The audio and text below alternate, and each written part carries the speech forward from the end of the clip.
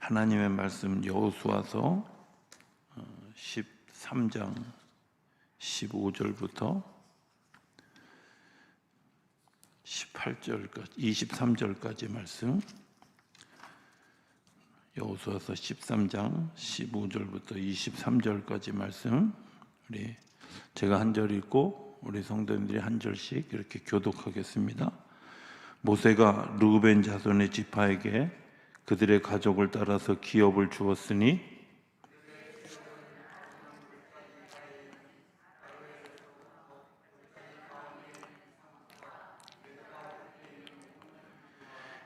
헤스본과 그 평지에 있는 모든 성읍 곧 디본과 바몬 마을과 벳바알 무온과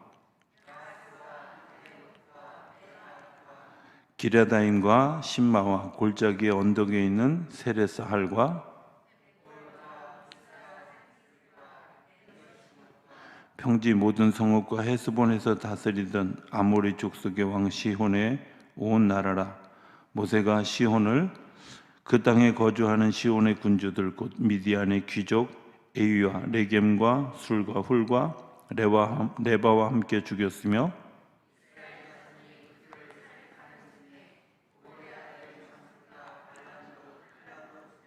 같이 읽습니다. 르우벤 자손의 서쪽 경계는 요단과 그 강가라.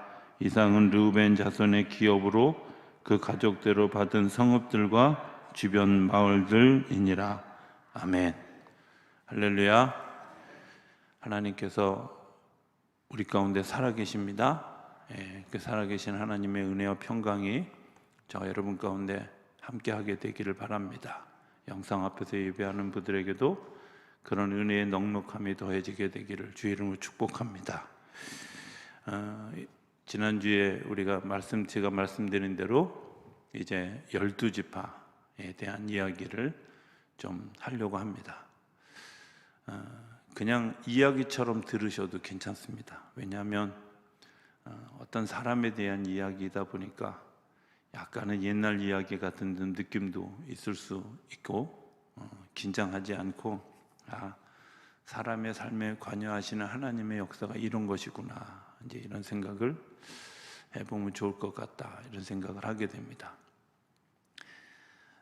이스라엘은 소위 이 하나님의 나라로 들어가는 12문이라고 상징하는 12지파와 그 다음에 하나님이 사람들을 증인으로 세우는 소위 12돌, 12제자들로 이렇게 이루어져 있습니다.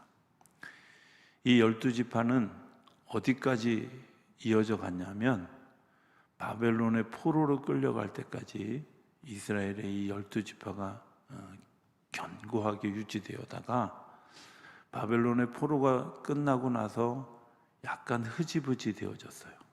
유다 자손만 내려오다가 다시 그 유다 자손의 자녀였던 예수님으로부터 훈련되어진 12제자로 인해서 12증인이 세워지는 역사가 이스라엘의 전 역사입니다. 나중에 한번 성전에 대한 역사를 이렇게 한번 더 강의할 일이 있을 거라고 생각이 되어집니다. 어쨌든 이 성전의 역사와 이 12지파와 12제자의 그런 역사는 이스라엘의 전 역사의 그냥 한 부분이다, 이렇게 생각해도 좋을 것 같습니다. 왜 하필이면 12이냐? 저도 궁금해요. 하나님께 가서 물어보고 싶어. 그런데 뭐 여러 가지 이유를 이렇게 이야기하는 사람들이 있는데 그런 이유들은 그렇게 타당하게 마음에 와 닿지 않는 것 같아요. 그런데 이런 정도의 추측은 해봐요. 적어도 이 12이라고 하는 숫자는 사람들이 가지고 있을 수 있는 소위 기질적인 성품적인 그런 면에 아마 대표적인 사람들이 아닐까. 그런데 그 사람들이 연합해서 하나님의 나라를 이루어가는, 하나님의 나라의 문에 이르러가는, 그러니까 각 개인이 아니라 하나님이 이 12지파를 하나의 연합체로 만들어져 가기를 원하셨고, 그래서 이스라엘 나라를 이끌으셨다, 이렇게 생각하면 맞을 것 같고요. 한 사람의 연약함, 이제 공부해 가다 보면 알지만 연약하고 부족한 면들이 많이 있는데 그 부족한 면들을 다른 지파들이 채워주고 그 공동체가 되어진 것 때문에 하나님의 나라의 기업을 이루는 것뿐만 아니라 하나님의 나라의 역사를 계속해서 이어져 가게 된다는 겁니다. 중요한 건 함께 가는 겁니다. 감옥을 탈옥하는 영화로 유명한 쇼생크 탈출이라는 영화가 있어요. 거기는 혼자 도망가잖아요. 근데 성경에는 출애굽할 때 모세 혼자 가는 게 아니라 장정만 60만 명, 한 200만 명이 넘는 사람이 함께 갔다는 거예요. 만약에 광야 40년 길을 혼자 걸어간다. 가실 수 있을까요? 안 걸어봐도 모르겠지만 충분히 짐작할 수 있는 건 아마 심리는 고사고 오리도 못 가서 쓰러질 겁니다. 왜? 그것은 사람이 살 만한 공간이 아니기 때문에 그렇습니다.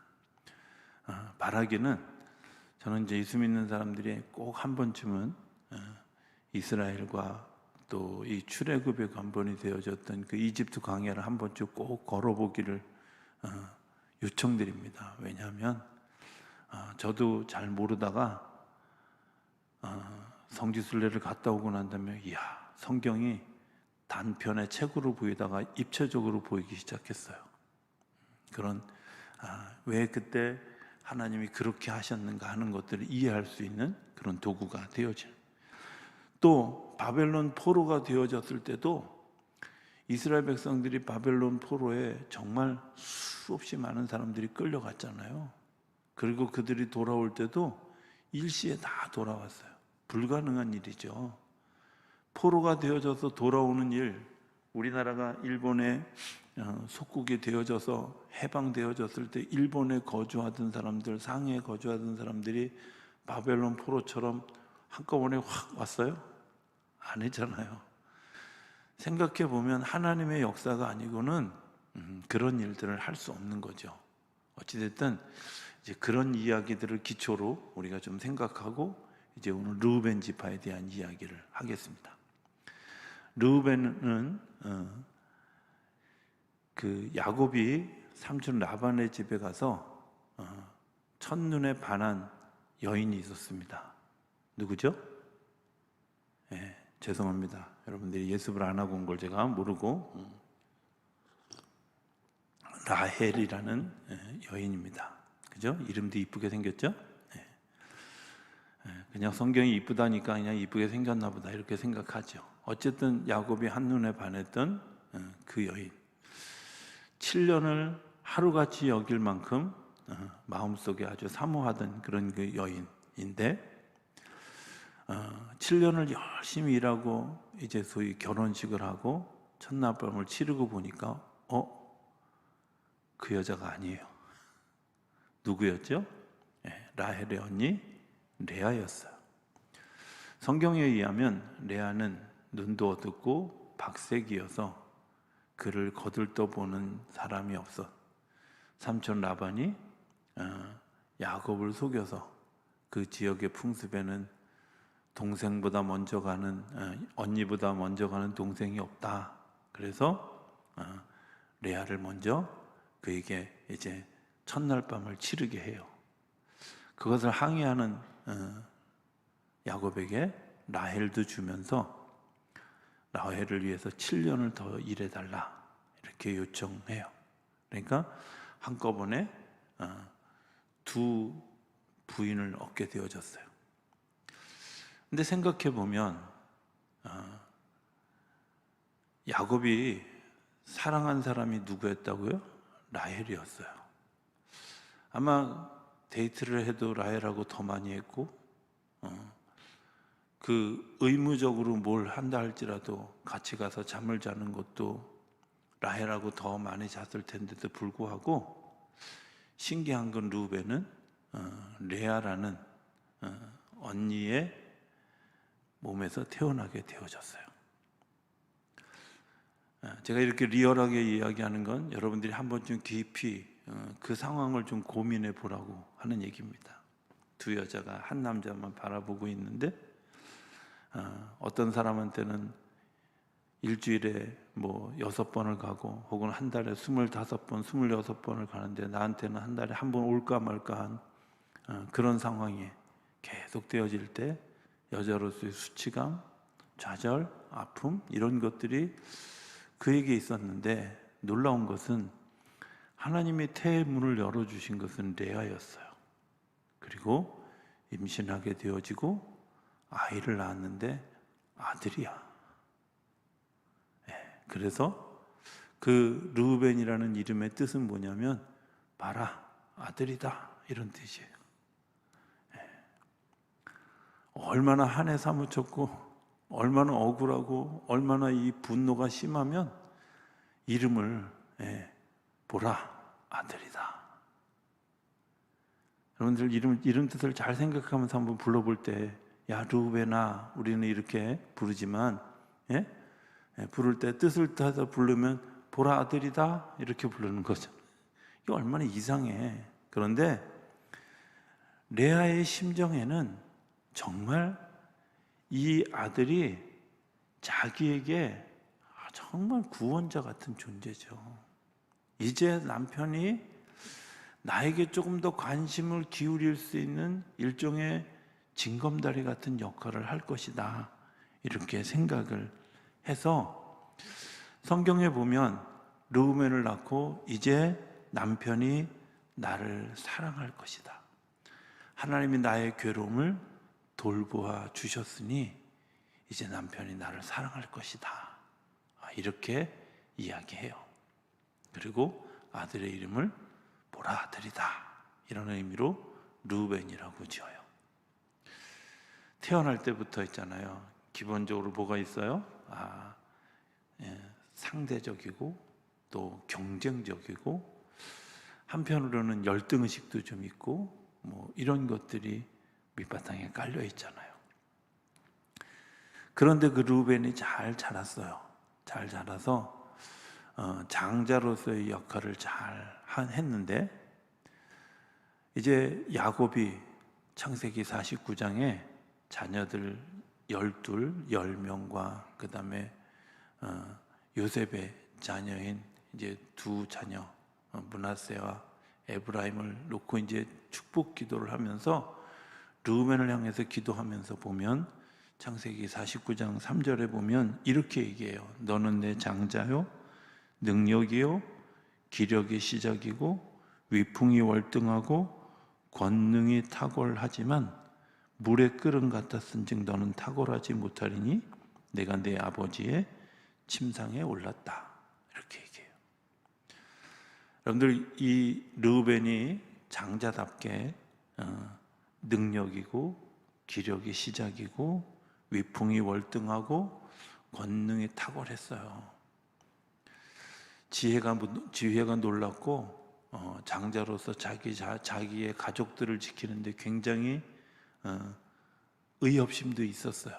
그래서 형제들이 다 요셉을 죽이자고 할 때 요셉을 구덩이를 파서 그 속에 집어넣고 나중에 건져줄 요량으로 구덩이 파는 것을 제안했던 게 르우벤이었어요.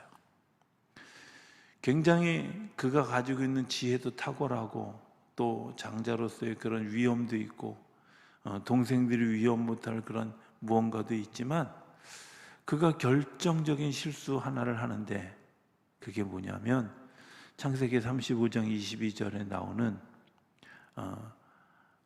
어머니 라헬이 죽고 그 라헬이 죽고 이제 그 아버지 야곱이 슬퍼하는 사이에 어머니 라헬의 종이었던 실바라는 그 소위 어머니와 동침하는 일을 하게 되죠. 물의 끓음 같았은즉 그 표현을 그렇게 얘기하지만 사실 히브리어 원문에 보면 그가 충동적이어서 그의 충동들을 억제하지 못해서 뭐 이런 등등의 이야기가 사람에게는 다 좋은 면이 있고 나쁜 면이 있습니다. 그렇죠? 네. 저 사람은 완벽해. 네, 그런 사람을 혹시 본 적이 있으면 여러분들이 잘못 보셨거나 아니면 예수님을, 그렇잖아요. 완벽한 사람은 없어요. 그런데 야곱이 그를 축복하면서 너 내 장자고 기력의 시작이고 내가 너에게 정말 대단한 것들을 다 보았고 권능이 탁월한데 너에게 정말 한 가지 안타까운 일이 있어. 그게 뭐냐면 네가 그 충동적인 내 모습을 이기지 못하는 것들이야.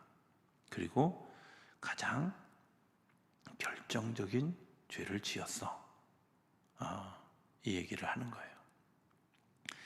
창세기 35장 22절에 보면 그 빌하와 동침한 사실을 이스라엘이 들었더라, 야곱이 들었더라 이렇게 표현하고 그냥 넘어가는데 그때는 야단도 칠 수 있을 만큼 힘이 있는 것도 아니고 그리고 여러 가지 복합적인 상황이 해결되어지지 않았지만 이제 마지막 내가 죽음 앞두고 정말 이 자녀를 축복해야 되는 그 자녀의 축복의 기도의 시간에 야곱이 그것을 거론한 것은 하나님이 그것을 기억하고 있다는 거예요.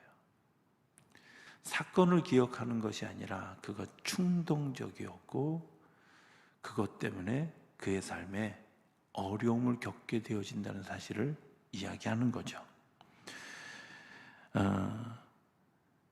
창세기 역대상 5장 1절에 보면 이제 이스라엘의 역사를 다시 한번 쭉 정리하면서 르우벤에 대한 이야기가 나오고 그 르우벤에게 내 그 일들을 했다라는 것을 아주 정확하게 기록하고 있어요. 자, 그런데 그렇게 살던 그가 이제 400년이 지나서 한 지파의 우두머리, 한 지파의 장이 되어졌잖아요. 그 르우벤 지파를 향해서 모세는 400년이 지난 다음에 그때 야곱이 했던 축복의 기도와 그것을 뭐 구전으로 들었는지 못 들었는지는 잘 모르지만 어찌됐든 400년이 지난 다음에 모세는 또 뭐라고 이렇게 기도하냐면 르우벤 지파는 죽지 아니하고 살기를 원하며 그 사람 수가 적지 아니하기를 원하노라. 이제는 생존의 위기도 있다는 거예요. 생존의 위기도. 모세가 이스라엘 백성들 지금 이거 파송식하는 거예요. 가나안 땅에 들여보내면서 이 지파 하나하나를 축복하면서 그렇게 기도하는데 뭐라고 얘기하냐면 죽지 않았으면 좋겠다. 살았으면 좋겠다. 사람 수가 적어지지 않았으면 좋겠다. 이렇게 기도하는 거예요. 여러분들 이 기도가 왜 그런 기도를 했을까? 이제 오늘 본문의 얘기잖아요. 르우벤 지파가 차지한 땅은 하나님이 모세를 통해서 르우벤 지파에게 주었던 땅은 이런 게 나오면 되게 좋을 텐데 우리 이게 잘 안 나와서 제가 설명을 좀 이런 겁니다. 이스라엘 땅이 이렇게 있고 이쪽에 요르단이라고 하는 땅이 있습니다. 그 땅을 요르단에서 땅을 건너면 이스라엘 땅이고 여리고가 있고 그리고 이제 더 위로 올라가면 예루살렘이 있는 땅이에요. 이스라엘 백성들이 광야를 쭉 돌아서 이 요르단 광야를 거쳐서 요단강을 건너서 이제 이스라엘 땅으로 들어가는데 이 요단강가 저쪽에는 모압 백성이 이쪽에는 암몬 족속이 땅을 차지하고 있는데 르우벤에게 주어진 땅은 어디냐면 이 요단강을 중심으로 이스라엘 쪽의 나라가 아니라 들어가기 전에 이 요르단 광야에 모압과 암몬 족속들과 경계하고 있는 곳에 르우벤 지파가 차지한 거. 오늘 성경 얘기가 그 얘기예요. 설명이 이해 안 되는 분들은 한번 지도를 한번 이렇게 가서 보시면 좋을 것 같아요. 처음에 들어오는 진입로에 이 르우벤 지파가 땅을 차지했어요. 그런데 거기에는 늘 그들을 괴롭힌, 역사적으로 굉장히 많은 괴롭힘을 누렸던 모압 백성과 암몬 백성들과의 경계선에 서 있는 거야. 그러니까 르우벤 지파의 주된 임무는 뭐였냐면 이스라엘 백성들을 지키는 거였어요.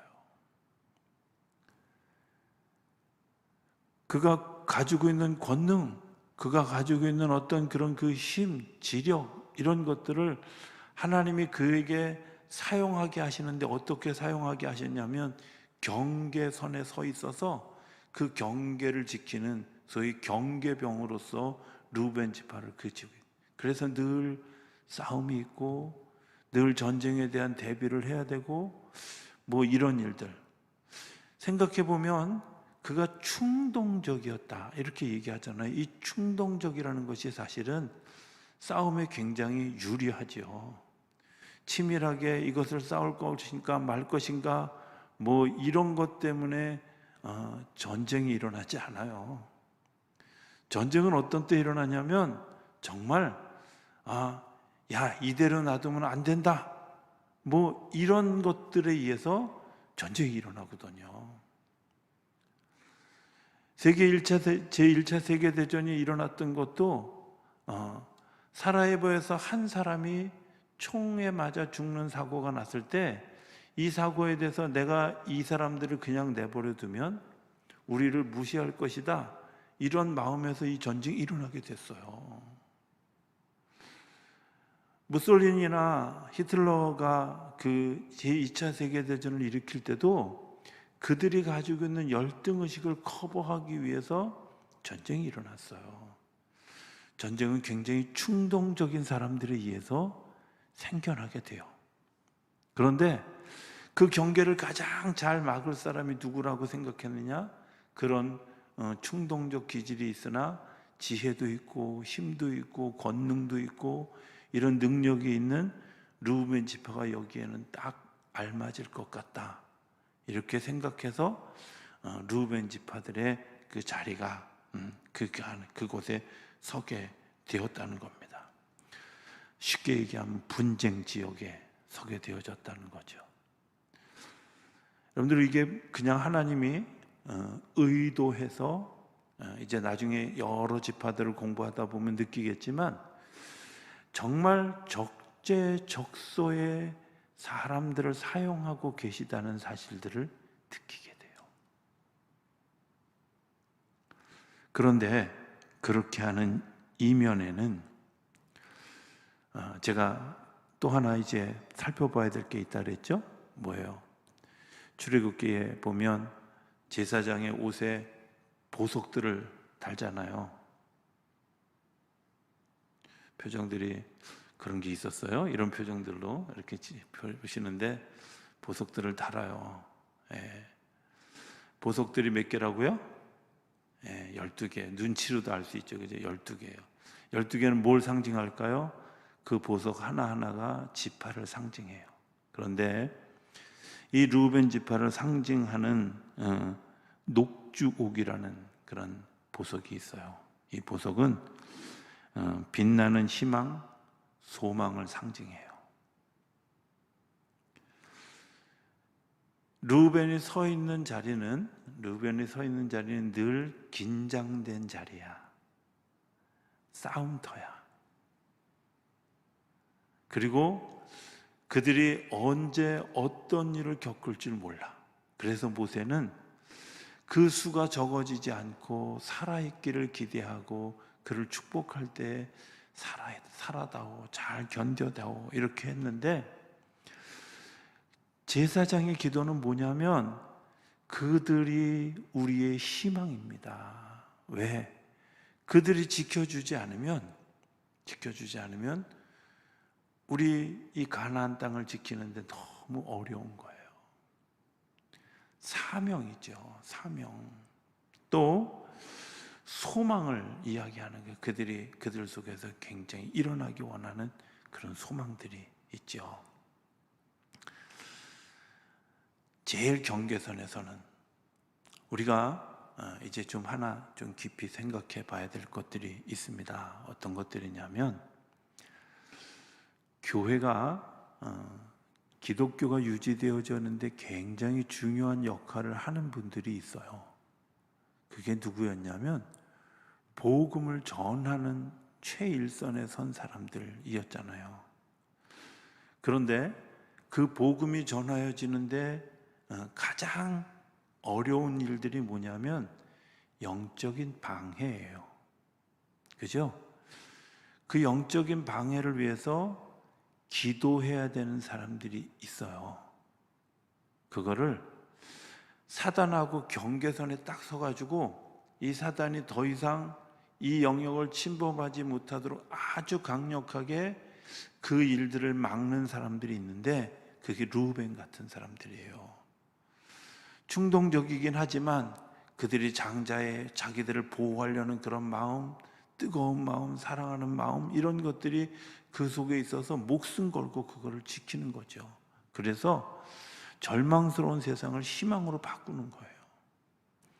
한국 교회도 교회가 발전되어질 때 사실은 보이지 않는 그런 분들이 있었다는 거예요. 우리가 이제 그 한국 교회사를 이렇게 공부하다 보면 우리가 이제 처음만 좀 이렇게 전해지는 것만 얘기했지만 이제 행동했던 사람들에 대한 이야기만 나와요. 그런데 진짜 중요한 것들은 그 성경을 번역하고 성경을 전하기 위해서 묵묵히 헌신했던 사람들에 의해서 사단의 역사들이 접근하지 못하게 했다는 거예요. 그 이면에 실학파들이 있어요. 이들이 어떤 역할을 했냐면 기초를 세우고 그리고 그것을 미리 막으면서 기도했던 1950년대 해방이 되어지고 난 다음에 소위 기도원 운동이 일어났는데 그 기도원 운동들이 일어나면서 이곳저곳에서 복음을 전했던 이성복 목사님 같은 분이 계신가 하면 정말 그 기도원을 지키면서 그 사단과 싸웠던 구국 기도원이라고 이름해서 싸웠던 대한수원의 전진 원장님이나 또 오살리 기도원의 최자실 목사님이나 또 한월산의 이천성 목사님이나 이런 분들의 특징들은 대부분 다 한성질 하시는 분들이었거든요. 그죠? 예. 기도원에서 기도하면서 이 나라를 구국하면서 지켰던 사람들은 신실함도 있었지만 그들에게는 생각보다 좀 싸놓은 면도 있었다는 거야. 어떤 분들은 이렇게 얘기하는 거야. 그들이 싸놓아요. 그래서 존경할 만한 인물이 아니에요. 여러분들 곤란합니다. 이러시면 그들에게 주어진 하나님의 역할이 있어요. 하나님이 우리에게 주어진 역할이 있어요. 그 사람은 그 역할을 잘 감당하도록 하나님이 도우시고 맡기시고 그 청지기의 역할을 잘 감당한 거예요. 그 일들을 하기 위해서 제사장들이 그를 돕는 사람들이 어떻게 기도했냐면 하나님, 저들의 일들이 희망이 되게 해주십시오. 저들이 하는 일들을 통해서 사람들이 소망을 품게 해주십시오. 이런 마음을 가지게 된 거야. 다시 르우벤으로 돌아가면 모든 형제들의 형이에요. 어떤 것을 결정하는데 르우벤이 이 일들을 결정하는 결정권을 가지는 경우가 훨씬 많았어요. 그렇죠? 그런데 이 결정권을 가질 때 그가 아주 절망적이고 그리고 막 분노에 가득 차고 이런 것들이 되어지지 않도록 뒤에서 기도하는 아버지의 기도와 기도하는 사람들이 있었다는 거야. 제사장들이 이 보석을 들고 녹주옥을 들고 들어가면서 하나님 우리 르우벤 지파는요, 하나님 우리 르우벤 지파는요 이러면서 기도하면서 하나님 저들을 통해서 소망이, 저들을 통해서 하나님께서 주시는 희망이 솟아나게 해주십시오. 이렇게 기도했을 때 그들이 가지고 있던 그런 그 끓는 충동적인 이런 힘들이 소망을 만드는 걸로 바꿔갔다는 거예요. 사람이 혼자 서는 게 아니에요. 혼자 서는 게 아니라 누군가 기도하고 같이 견뎌가고 그것들을 극복해가고 이겨가고 그러면서 다시 영향을 받고 다시 일어서는 거죠. 그래서 사람은 서로 미워하는 것이 아니라 서로가 서로를 격려하고 세워주는 역할들. 내가 함부로 판단해서 안 된다는 거예요. 제가 언젠가 한번 이 르우벤에 대한 설교를 하시는 어떤 목사님의 얘기를 들었어요.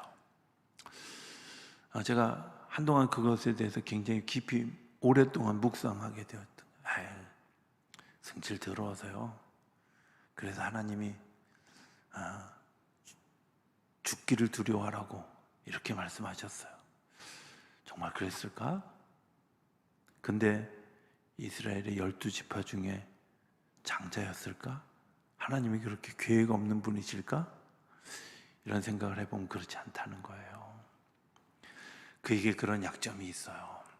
어려운 점이 있어요.